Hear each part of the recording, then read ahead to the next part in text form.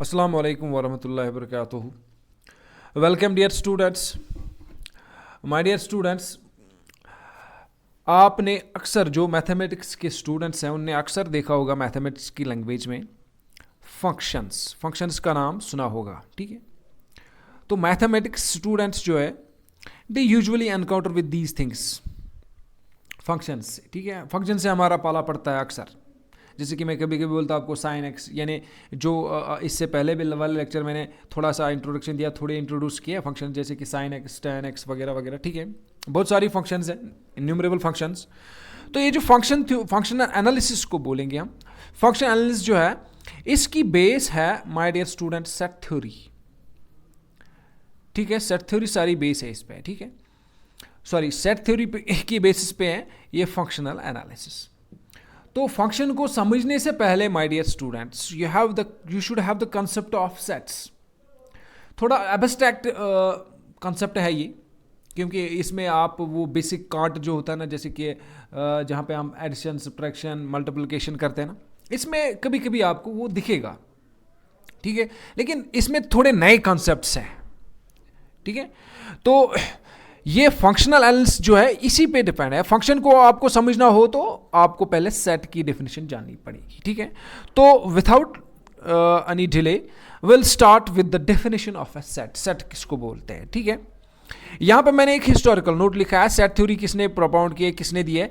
George canter एक mathematician था, Russian mathematician था, उसने सेट थ्योरी, उस क्रेडिट जाता है जॉर्ज कैंटर को।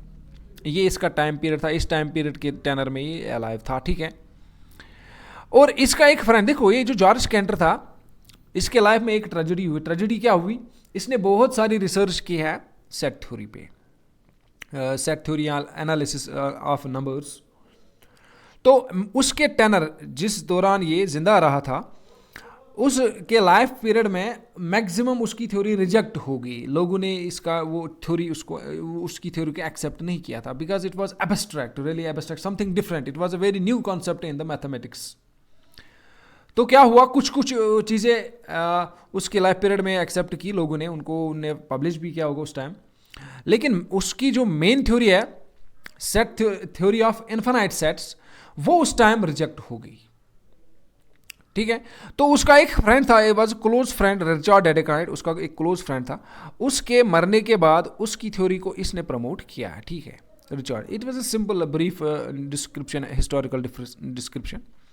ये आपको याद होनी चाहिए from the aspect of competitive exams. तो सेट की डिफिनेशन देखते हैं पहले। तो सेट को समझने से पहले चलो मैं कुछ एक एग्जांपल दूंगा आपको। देखो माय डियर स्टूडेंट्स, यूजुअली आपने सुना होगा इस चीज का नाम कप सेट। जब भी कप सेट का जो नेम है, इसका नाम देखते ही आपके दिमाग में क्या आएंगे? देख लो भाई, कप सेट में आते हैं, ये सबको मालूम है, स्पून आएंगे इसमें पॉट्स आएगा, टी पॉट आएगा, कैटल जिसको हम बोल सकते हैं, स्पून्स आएंगे, इसमें शीट्स आएंगे, इसमें प्लेट्स आएंगे। ठीक है, और भी कुछ होगा। तो क्या मैं इसमें, अगर आप बोलेंगे सर हमें कप सेट चाहिए, क्या मैं इसमें एक कुकर रख सकता हूं? बात समझना मेरी। ठीक है, क्या मैं कुकर को इसमें रख सकता हूं? नहीं, बिल्कुल नहीं रख सकता हूं। ये आपको भी मालूम है, नहीं रख सकते, क्योंकि हम कप सेट की बात कर रहे हैं। ये जो कुकर है, it is meant for something different. Cooker से आप क्या करेंगे? कुकर से आप कोई चीज पका सकते हैं। ठीक है, बट ये जो चीजें है कप सेट, ये सारी चीजें इसलिए एक साथ मैंने लिखी क्योंकि इनमें एक प्रॉपर्टी है, एक यूनिफॉर्म प्रॉपर्टी है, एक आइडेंटिकल प्रॉपर्टी है हर एक की, जिसकी वजह से ये हमने इनको असेंबल किया, एक जगह रख लिया। क्या प्रॉपर्टी है? ये सारी चीजें हम इस्तेमाल करते हैं। कोई आपका मेहमान आया या घर में, टी सर्व करने के लिए इस्तेमाल करते हैं ना, तो टी सर्व करने के लिए जो चीज़ें हम इस्तेमाल करेंगे उनको हम कप सेट में रख सकते हैं, या उनको कप सेट बोलेंगे। इन सारी चीज़ों को हम टुगेदर एक कप सेट कह सकते हैं। ठीक है, इसमें कुकर नहीं आएगा, क्योंकि इस कुकर की प्रॉपर्टी समथिंग डिफरेंट है, वो पकाने के काम आता है, ये चाय सर्व करने के काम आते हैं। ठीक है, तो इसलिए देख लो, यही कंसेप्ट कुछ रिलेवेंट सा होता है सेट्स में। तो सेट्स में क्या होता है, इसमें कुछ कलेक्शन होगी, आपके पास कुछ ऑब्जेक्ट्स की कलेक्शन होगी, या इनको एलिमेंट्स भी बोलेंगे। तो वो कलेक्शन वेल डिफाइंड होनी चाहिए। अक्सर किताबें ये लिखते हैं वेल डिफाइंड कलेक्शन, और डिस्टिंक्ट होनी चाहिए। बाद में देखते हैं डिस्टिंक्ट का मतलब होगा डिफरेंट होनी चाहिए। एक चीज़ को हम दो बार नहीं लिख सकते। अगर आपने एक प्लेट ले लिया, आपने दूसरे टाइप का प्लेट अगर इसमें रख भी लिया, तो उसको हम एक ही कड़े में बोलेंगे नहीं ये प्लेट्स हैं, चाहे ये किस क्वालिटी का हो, किस स्टैंडर्ड का हो, किस स्ट्रक्चर का हो। प्लेट आ गया तो प्लेट आ गया, एक बार आ गया, ठीक है। दूसरी बार आप प्लेट मेंशन नहीं कर सकते सेट्स में। तो डिस्टिंक्ट मतलब हो गया डिफरेंट चीज़ें होती है, ठीक है। तो एक कलेक्शन होती है वेल डिफाइंड। तो वेल डिफाइंड क्या है चीज़ है, अभी मैंने आपको समझाने की कोशिश की। वेल डिफाइंड एक प्रॉपर्टी होती है, एक यूनिफॉर्म प्रॉपर्टी होती है इन सारी चीज़ों की। जैसे कि मैंने प्लेट बताया, जैसे स्पून बताया, टी शीट बताया, इन सब चीज़ों की एक प्रॉपर्टी है। वो क्या प्रॉपर्टी थी? वो ये प्रॉपर्टी थी कि ये चीज़ें चाय सर्व करने के लिए हम इस्तेमाल करते हैं भाई। इसी वजह से ये एक चीज़ एक झुंड में आ गए, एक कलेक्शन में आ गए, ये असेंबल हो रहे हैं, ठीक है।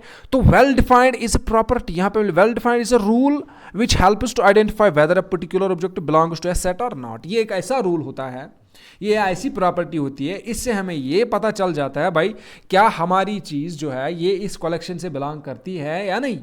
जैसे कि अभी कुकर कप सेट की बात हो रही थी, कुकर उसमें नहीं आएगा। क्यों नहीं आएगा? क्योंकि वह cooker as per the definition of a set it is not, if we write cooker inside the utensils of serving tea, तो वो सेट नहीं बनेगा, वो वेल डिफाइंड नहीं होगा। क्यों नहीं होगा? क्योंकि उसमें एक ऐसी चीज़ हमने घुसा दी, कुकर जो चाय सर्व, उसमें वो उसकी डिफरेंट प्रॉपर्टी है वाले, सिंपल सी बात है, उसकी डिफरेंट प्रॉपर्टी है।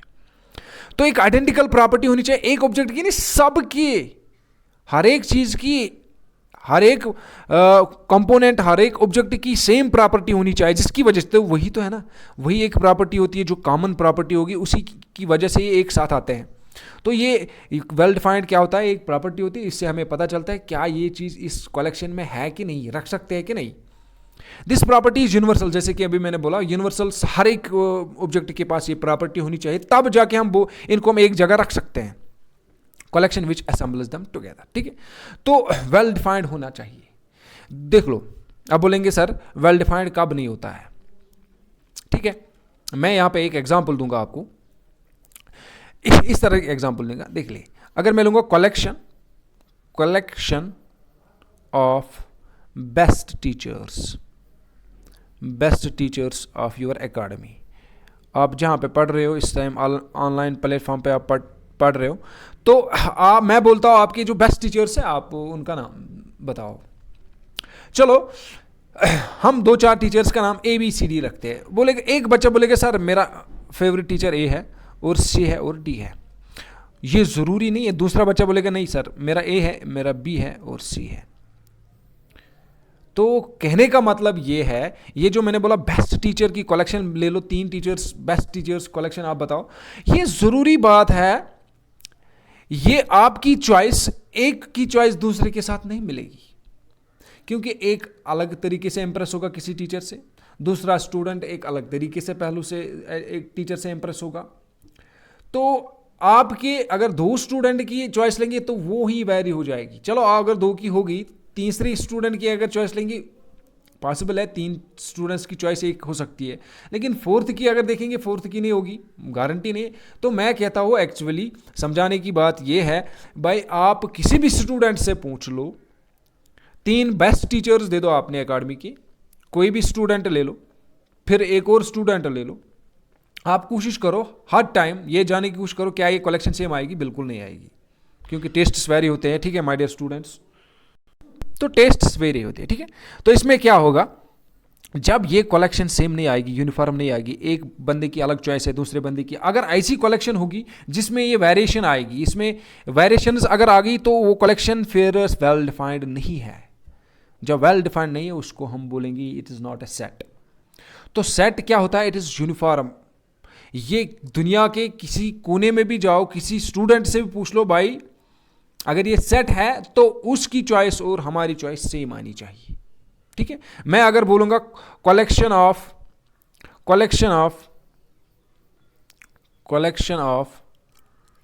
Questions in exercise first of 11th class mathematics, यानी 11th क्लास का मैथमेटिक्स हम लेंगे, उसकी पहली एक्सरसाइज लेंगे, उसमें देखेंगे कितने क्वेश्चंस हैं। किसी भी बंदे से बोलेंगे दुनिया के किसी भी कोने में यही मैथ देंगे, बोलेंगे भाई आप एक सेट बनाओ, क्वेश्चंस की डिटेल बताओ कितने क्वेश्चंस है वो, और उसकी और हमारी चॉइस सेम आएगी। ये वेल डिफाइंड है उस टाइम। तो वेल डिफाइंड का मतलब यही है हर एक बंदे की चॉइस सेम होनी चाहिए, तब जाके वो कलेक्शन बनता है सेट। ठीक है, तो माय डियर स्टूडेंट्स चलो आगे जाते हैं। ये जो collection of A popular people is not well defined, अभी मैंने बोला अगर आप कलेक्शन कर रहे हैं ना पॉपुलर पीपल की, एक बंदा किसी को पॉपुलर होगा, दूसरा बंदा किसी को पॉपुलर, मैं बोलूँगा देख लो मेरा कोई बंदा, कोई टीचर है वो मुझे मैं उससे बहुत ज़्यादा मुतासिर हूँ, आपने मेरे उस टीचर का नाम भी नहीं सुना होगा, आप उसको कैसे लिस्ट में डाल सकते हो? बात यही हो रही है।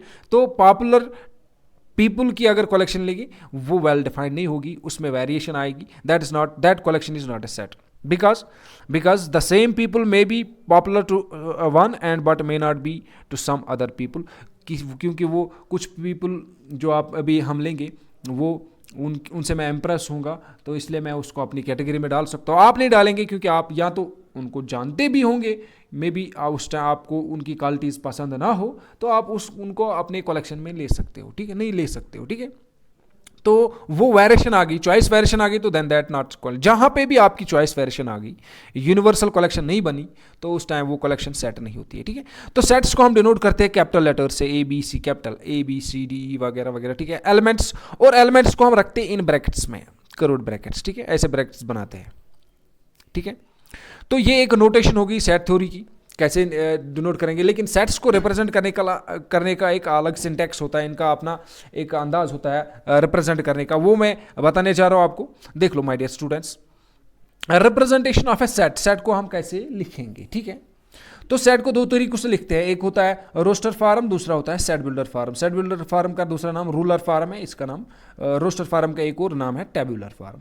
तो ये जो टेबुलर फॉर्म है, इसमें क्या करते हैं, इसमें सेट के एलिमेंट्स को हम लिखते हैं, सीधे लिखते हैं, क्या क्या होंगे उसमें लिखते हैं। अभी मैंने एग्जांपल सेट की नहीं दिया आपको, हम बताने जा रहे हैं आपको। ठीक है, सीधे लिखते हैं सेट के elements. In this method set is represented by listing all its members, सारे के जो मेंबर है उसको हम लिस्ट करते हैं, लिस्ट डाउन करते हैं, सेपरेटिंग देम बाय कॉमास, और एक एलिमेंट को दूसरे एलिमेंट से सेपरेट करने के लिए कॉमा का इस्तेमाल लेते हैं, और enclose them by brackets, brackets में रखते हैं, इन ब्रैकेट्स में रखते हैं। ठीक है, फॉर एग्जाम्पल एक सेट की एग्जाम्पल मैंने यहाँ पे दे दी, जरा आप इस एग्जाम्पल पे देख लो, अपनी सारी कंसंट्रेशन इस पे लगा दो, देख लो माय डियर स्टूडेंट्स क्या है। ठीक है, एक मिनट, ये देख लो, यहां पे मैंने कुछ एक सेट लिया, डिनोट किया कैपिटल ए से, क्योंकि मैंने बोला आपको कैपिटल लेटर से डिनोट करेंगे।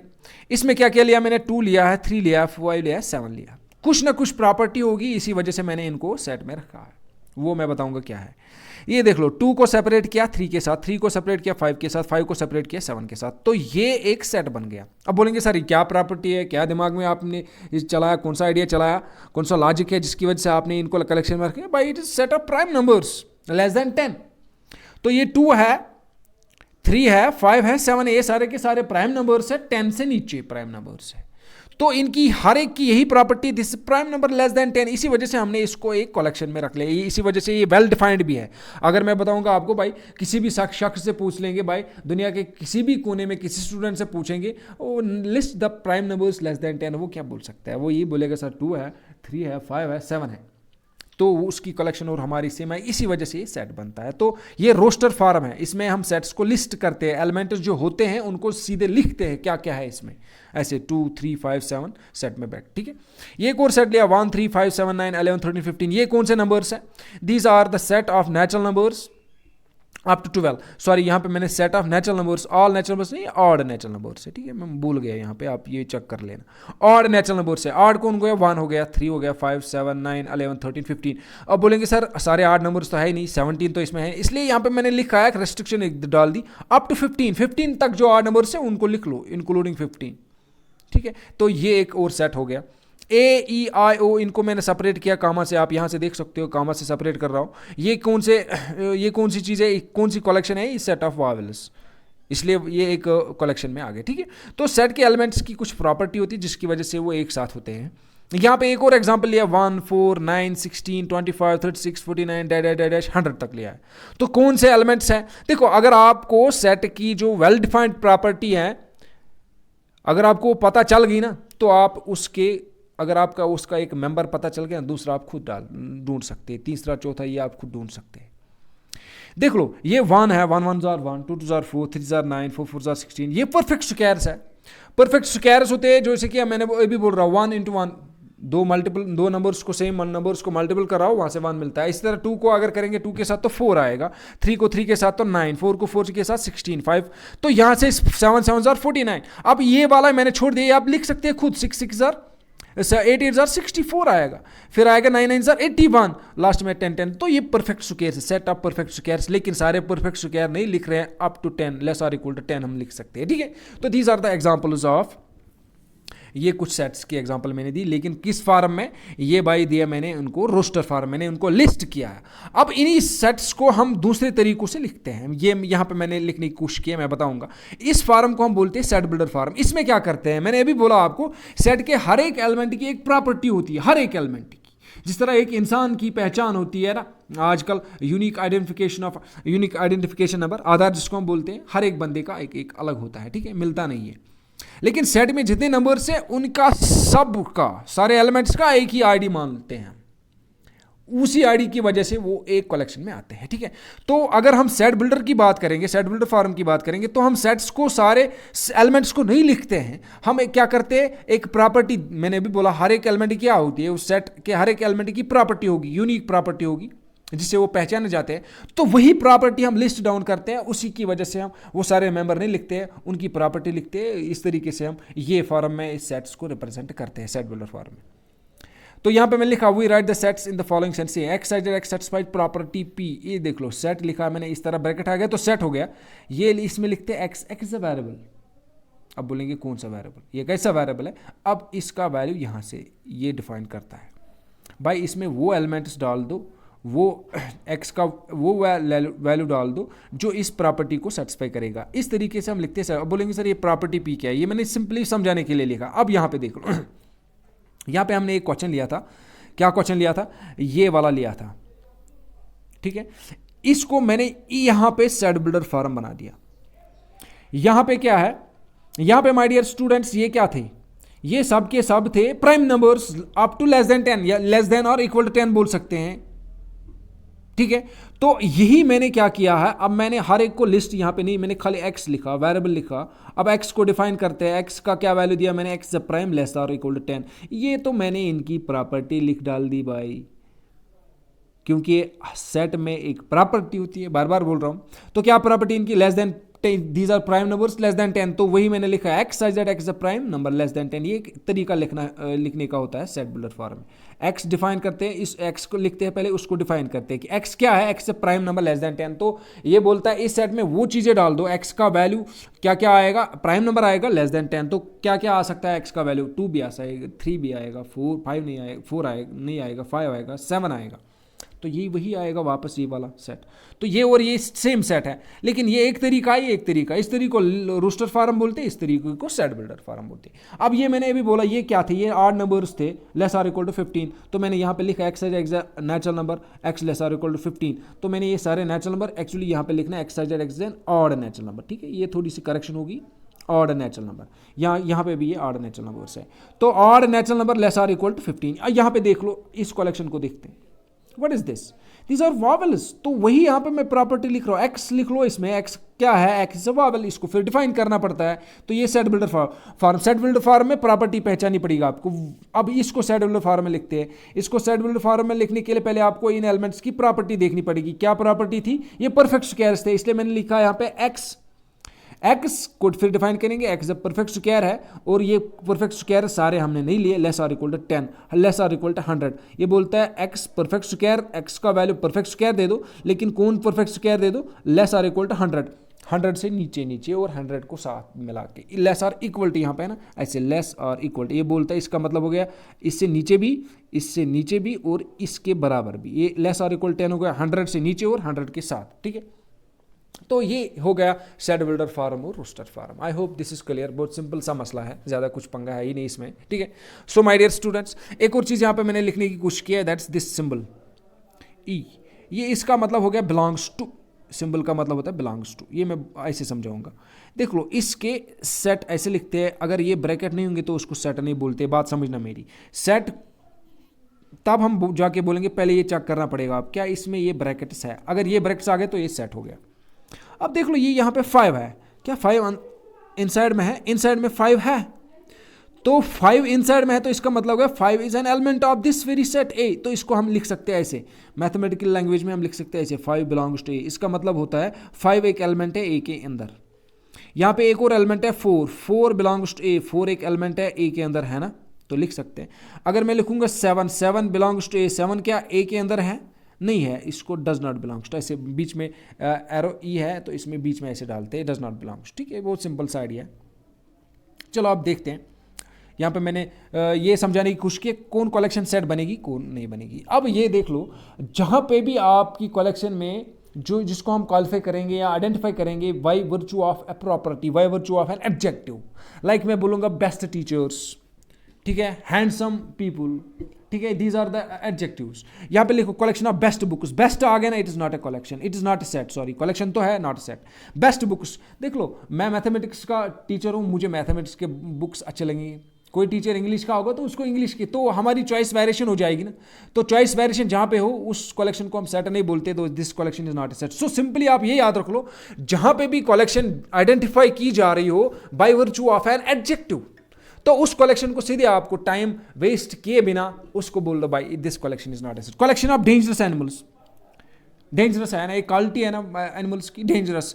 तो ये देख लो, एक सिंपल से एग्जांपल मैं दूंगा। मैं अगर हम लड़कियों की बात करें तो वो बेचारी चूहों से भी डरती हैं, लड़के नहीं डरते हैं, तो चॉइस वेरिएशन आ गई, समझाने की बात हो रही, it is not an insult, just an example. तो चॉइस वेरिएशन है, दिस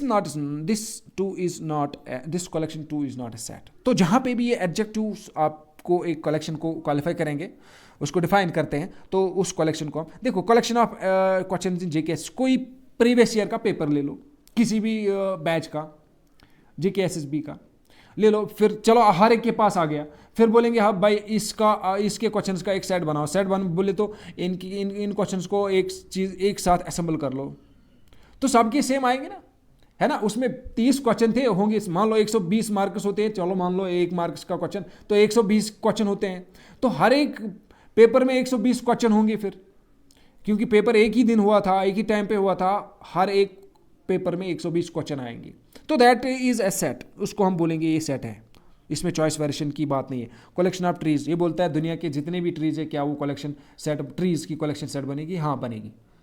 जिस तरह इंसान की सेंसस होती है ना, करते हैं ना मीन्स काउंट पॉपुलेशन को, तो इस तरह अगर पॉसिबल है, हमारे पास टूल्स हैं, हम इनको काउंट कर सकते हैं, ट्रीज को, अपना अपना एक आईडी देंगे इनको, इनका एक अपना अपना जैसे कि मार्किंग करेंगे इनको, तो इट इज़ पॉसिबल। तो वो कलेक्शन जब हम बनाएंगे वो हर एक बंदे को सेम मिलेगी, मतलब इट इज़ पॉसिबल। मान लो फॉर टाइम बिंग मेरे पास ऐसी टेक्निक्स है, मैं कैलकुलेट कर सकता हूँ, इस तरह दूसरे के पास ये टेक्निक है वो कैलकुलेट कर सकता है, ठीक है। चलो ठीक है, अब यहाँ पे देख लो एक और चीज़ है, कलेक्शन ऑफ फेवरेट, देख लो इसमें फेवरेट आ गया, तो जब भी आपकी कलेक्शन क्वालिफाई होती है जिसको हम आइडेंटिफाई करेंगे by virtue of an adjective, तो वो कलेक्शन सेट नहीं बनेगी। Collection of teachers in your academy, academy में जितने भी टीचर्स हैं आपके, उनका सेट बनाएंगे तो हाँ ठीक है, वो सारे को सेम आएगा, लेकिन अगर हम बेस्ट टीचर की बात करेंगे वो सेट नहीं बनेगा, तो ये सेट नहीं बनेगा, ठीक है। तो यहाँ पे मैंने कुछ चीज़ें और दे दी, यहाँ पे कुछ सम स्टैंडर्ड सेट्स है यहाँ पे। तो स्टैंडर्ड सेट्स एन से स्टार्ट करते हैं, what is N, N stands for natural numbers, इनको काउंटिंग नंबर्स बोलते हैं, 1 2 3 सो ऑन। फिर एन के बाद आते हैं होल नंबर्स, तो होल नंबर्स में इन एडिशन होता है 0, तो ये स्टैंड, एक्चुअली आपको ये सिंबल चाहिए, मुझे ये सिंबल चाहिए दी, ठीक है। These are some standard sets, these are all infinite sets इनको बोलते हैं। स्टार्ट किया मैंने नेचुरल नंबर से, फिर उसके बाद होल नंबर में एडिशन 0 का होगा। उसके बाद इंटीजर्स को डिनोट करते हैं Z से या I से, कुछ किताबें डिनोट करते हैं। इंटीजर में क्या आएगा, इंटीजर में एक नेचुरल नंबर आते हैं, इनके नेगेटिव्स आते हैं, जैसे देख लो 1 2 3 ये नेचुरल नंबर आ गए, यहाँ पे -1 -2 -3 ये नेगेटिव आ गए, इसके बीच में 0 रखेंगे, 0 भी आएगा इसमें। तो natural numbers including negatives including 0, वो एक सेट बनता है, उसको इंटीजर बोलते हैं। उसके बाद रैशनल नंबर्स बोलते हैं इनको, जो पी बाई क्यू फॉर्म में आते हैं, इंटीजर बाई इंटीजर फॉर्म, ये नीचे जीरो नहीं होना चाहिए। तो इनकी एक सिंबल होती है, वो स्टैंड करते हैं, हम इनको रिप्रेजेंट करते हैं क्यू से। Q stands for rational numbers, T stands for irrational numbers, जो रैशनल नहीं होते, जो नंबर्स रैशनल नहीं होंगे उनको इरैशनल बोलते हैं। इरैशनल नंबर्स इस तरह के होते हैं, रूट वाले सारे तकरीबन, जो रूट परफेक्ट स्क्वायर का रूट नहीं लेना है, बाकी जो बचे जितने भी चीज़ का आप स्क्वायर रूट लेंगे वो इरैशनल नंबर है। जैसे कि पाई एक इरैशनल नंबर है, ई भी एक इरैशनल नंबर है। रियल नंबर्स हो गया, रैशनल और इरैशनल को एक साथ मिल लेंगे ना, तो वो सारे बनते हैं फिर रियल नंबर्स, ठीक है। जिस तरह आपकी नंबर लाइन पे होते हैं उसमें सारे नंबर्स आते हैं, उसमें रैशनल भी आएंगे, इरैशनल भी आएगी। तो नंबर्स को हम डिवाइड करेंगे दो हिस्सों में कर सकते हैं, एक तो रैशनल हो गए, दूसरे इरैशनल, ठीक है।